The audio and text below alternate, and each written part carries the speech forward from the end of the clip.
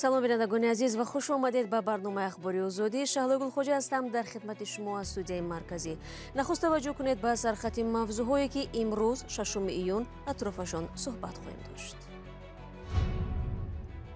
додгоҳи Қирғизистон 11 шаҳрванди Тоҷикистонро бо гуноҳи убури ғайриқонунии марз ҷарима баста раҳо кард. манбаъҳои радиои озодӣ мегӯянд 7 нафар аъзои комиссияи 44 аз Хоруғ ба Душанбе интиқол ёфтанд. онҳоро ба дарёфти маблағ аз хориҷа муттаҳам мекунанд. ва дар замоне ки қимати роҳгирову харҷ зиёд мешавад, велосипедронҳо дар Тоҷикистон меафзоянд. бензинам қимат шудааст, барои ҳамин бисёриҳо дучарха мехаранд. додгоҳи ноҳияи Лайлак дар вилояти Бодканди Қирғизистон 11 шаҳрванди Тоҷикистонро ба гуноҳи убури ғайриқонунии сарҳад ҷарима баста сипас озод кардааст. ҳукм рӯзи 3 июни имсол содир шуд. шаҳрвандони Тоҷикистон ҳар кадом ба пардохти 50 000 сомӣ муодили 7 000 сомонӣ вазифадор шуданд. ин афрод аз деҳаи қурғончаи ноҳияи Ҷабор Расулови вилояти Суғд мебошанд. ба итлои манобеъи расмӣ онҳо 13 майи имсол дастгир шуданд. мақомоти Тоҷикистон на боздошт ва на ҷаримаву озодии ин 11 сокини ноҳияи Ҷабор Расуловро тавзеҳ надоданд. як сокини деҳаи қурғончаи ноҳия моҳи май ба радиои озодӣ гуфта буд, ин афрод дар кӯни ангишти сугултаи Қирғизистон кор мекарданд. Тоҷикистону Қирғизистон дар як соли охир ва дар пайи бад шудани равобит боздошту ҷарима ва ҳабси шаҳрвандони якдигарро бештар карданд. агарчи 11 зодаи Тоҷикистон бо пардохти ҷарима ба озодӣ баромаданд ва ба зиндагии маъмули худ идома хоҳанд дод, як сокини ҷамъияти Овчи Қалачаи ҳаммарз бо Қирғизистонро муноқишаи марзӣ ки охири моҳи апрел рух дод аз як пой маҳрум кард. Темуралӣ Наврӯзов дар назди авлияш аз таъсири хунпора ҷароҳати вазнин бардошт. мақомоти вилояти Суғд баъд аз як соли ваъдагӣ ба ӯ пои сунъӣ гузоштанд. Фарзон Муҳаммадӣ ба дидори Темуралӣ Наврӯзов рафт ва аз зиндагии кунуниаш гузориши таҳия намуд. темуралӣ тақрибан як моҳ боз дубора роҳ мегардад. ҳарчанд мелангад, вале шод аз он аст ки дар паҳлӯи ҳамсараш барои таъмини худу волидайну ду кӯдаку оилааш ёрӣ мерасонад. дар ҳодисаи моҳи апрел майи соли 2021 танҳо аз пайвандони Наврӯзовҳо дасти кам 5 нафар маҷрӯҳ шуда буданд. амаку писарамакҳои Темуралӣ ҷароҳатҳои сабук бардоштаву табобат гирифтанд, аммо Темуралӣ дар он ҳодиса аз як пояш маҳрум шуд. пас аз интизорӣ тақрибан яксола ва дар пайи муроҷиати чандин карата мақомот барояш ройгон пои сунъӣ гузоштанд.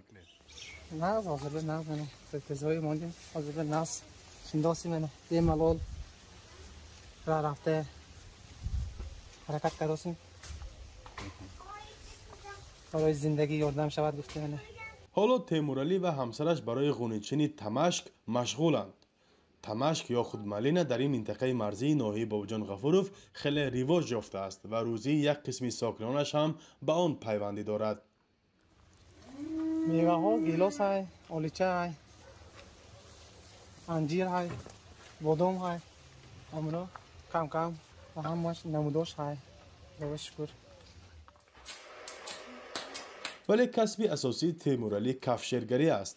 вай замоне аз пояш маҳрум шуд ки барои сафар ба Русия омодагӣ медид ва бо қарзи бонк билети ҳавопайморо харида буд. вай аз соли 2014 дар мавсими кор ба Русия мерафт ва бо ин касбаш дар сохтмонҳо кор мекард. ният дошт имсол додари ягонаашро оиладор кунад, вале бо нафақаи маъюбиаш ки 124 сомонӣ аст ба чунин кори акнун қодир нест. вай ният дорад боз ба Русия равад. دو سال رسیدم کار کرده بودم، سوارکشی کار کردم. بعد از این خوشکارم خیلی شدم، بعد از این کار نکردم تو پرتیز ماندیم حرکتی کار تا فقط. ин захм на танҳо ба саломатии Темуралӣ Наврӯзов зиён расонд, балки зиндагии онҳоро ба мушкил гирифтор кард. ҳамсари ҷавонаш аз тарс бемории қанд шуд.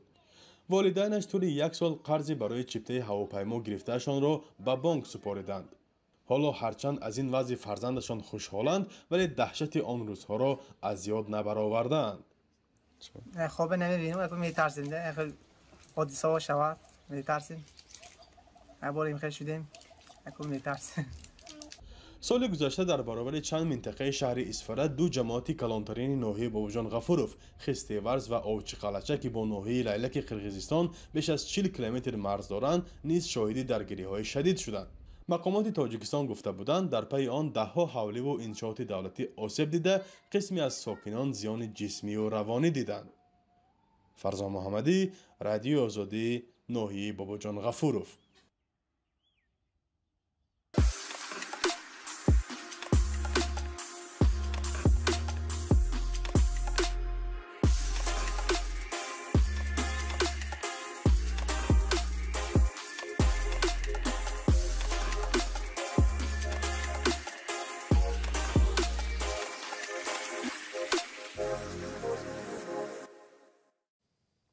برنامه اخباری آزادی را ادامه می‌دهیم. در مسکو روز 5 ایون یک ریپسروی جوان توجیک به طور فوجیوی به هلاکت رسیده است. ایدیبек نبیев که اساساً با تخلص استیوپا میان هواداران ریب معروف بود، همگی 21 سال داشت. به گفته دوستانش این جوان توجیک را دیروز در یکی از فروشگاه‌های مسکو لیفت پخش کرده است. تفصیلات دیگری در رابطه با فوت این ریپسروی جوان در دست نیست.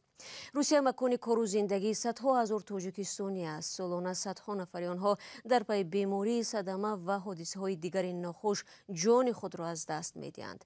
به حساب میانه سال تا 1000 تابوت مهاجران را از روسیه به وطن می‌آورند. بنا به اطلاع سه منبع رادیوی آزادی در ولایت مختار کوهستان بدخشان 7 نفر اعضای کمیسیون 44 از خوروغ به دوشنبه انتقال یافته با جرم دریافت مبلغ از خارجه گمانبر دانسته شدند. جزئیات بیشتری تحقیق قضیه آنها بنابر بزنگ‌های ما پاسخ ندادن مقامات روشن نیست. یادآور می‌شوم هفته گذشته 13 نفر اعضای کمیسیون 44 عبارت از جامعه شهروندی بدخشان در خوروغ به دوستانه ولایتی دعوت کرده شدند و بعد از پرسش آنها را به بازداشتگاه انتقال دادند. همکارم میرزا خالقزاد این موضوع را پیگیری دارد و حالا با من در استودیو است. درود بر شما. آیا تفصیلاتی در رابطه با دوشنبه انتقال دادن اعضای کمیسیون 44 به دست آمد یا نه؟ ببینید، سه منبع نزدیک به کمیسیون 44 در بدخشان روز 6 ایون یعنی همین روز به رادیو آزادی گفتند که اعضای دستگیر شده این کمیسیون در هفته گذشته از خوروغ به بازداشتگاه کمیته دولتی امنیت ملی تاجیکستان در مرکز دوشنبه آورده شدند. این منبع فعلا از 5 نفری آنها نام برد، از جمله فراموز ارگاشف حقوق شناس کمیسیون 44، خورسند محمدشایف برادری الفت خانم محمدشایف و منوچهر خالق نظرов، مظفر مبارکشایف و بختاور بختیاروف آنها را برای دریافت مبلغ ایبدار کردند که گویا از محیدین کبیری رئیس حزب در تاجیکستان ممنوع نهضت اسلامی پول دریافت کردند. میگن همسابتان ما در آخرهای ماه می حدود 13 نفر از اعضای همین کمیسیون 44 به دادستانی دعوت شده بودند و بعد از پرسش به سیزای خوروغ انتقال داده شدند و پس از 2 روز 4 نفری آنها هم آزاد کرده شدند. اعضای کمیسیون 44 در صحبت‌های خود میگویند دریافت مبلغ از بیرون تاجیکستان را رد نمی‌کنند، ولی زمان تأسیس یافتن کمیسیون 44 که با مشورت با مقامات تاجیکستان بعد ناآرامی‌های ماه نوامبر سال گذشته در خوروغ تأسیس داده شده بود، برای داشتن دفتری کاری و هم آماده کردن سندها از طرف ساکنان بدخشان که در روسیه مهاجری کاری هستند مبلغ دریافت نمودند و آن هم با روبل روسی. همسابتان ما میگن که این مبلغ برای فعالیت کمیسیون 44 و تحقیق عادلانه ناآرامی‌های ماه نوامبر به طور رسمی صرف کردند و سندهای بانکی آنها را در دستشان دارند، ولی از سازمان و کشورهای خارجی چیزی نرسیده است که مایه نگرانی باشد. مردم فقط میخواستند حق به حقدار برسد. کمیسیون 44 خب نماینده آنها بود. خب به همان طوری که گفته می شود کمیسیون 44 در پی حادثه‌های ماه نوامبر در خوروغ برای کمک به مقامات تفتیشاتی دوستانه کلبوریزوگی خود همین مقامات تأسیس داده شد. پس چرا آنها را حالا به این جرم ایبدار میکنند؟ بله درست است. اعضای کمیسیون 44 این کمیسیون 6 نفری آنها، تنها 6 نفری آنها به واسطه عضو گروه تفتیشاتی دادستانی کل هستند که برای انجام دادن قضیه ناآرامی ماه نوامبر خوروغ از جمله حادثه به مرگ رسیدن گلبدین زیابکوف در رشقلعه مشغول بودند و اینکه امروز با جرم دریافت مبلغ از خارج ایبدار میشوند سوال خیلی مهم است. ولی مقامات حکومت تاجیکستان چگونه مبلغ، کی و با چه راه دریافت شدن را تا حال حاضر شهر نمیدن. تنها همین نکته برای ما روشن شد که آنها را ایدار کردن و پیوندانشان هم حرفی نمیزنن. حالا معلوم نیست که آنها وکیل مدافع دارن یا نه، چون که از بازداشت آنها تقریبا 2 هفته میگذرد. یک منبع از بدخشان گفت که انتظار می رود در روزهای نزدیک صحبت آنها طریق تلویزیون های دولتی پخش شود که آن را به صحبت های تلویزیونی الفت خانم محمدشاه و خلبش شباهت میدن که 2 هفته پیش پخش کرده شده بود. بله، تشکر برای صحبت. خب اعضای کمیسیون 44 در این حادثه مذاکره کننده اساسی با مقامات بودند. با میانروی آنها به اعتراض 4 روزه در خارو خاتمه داده شد، اما بعداً از طرز کار مفتشان و شیوه تحقیق حادثه ها آنها ابراز ناراضگی کردند.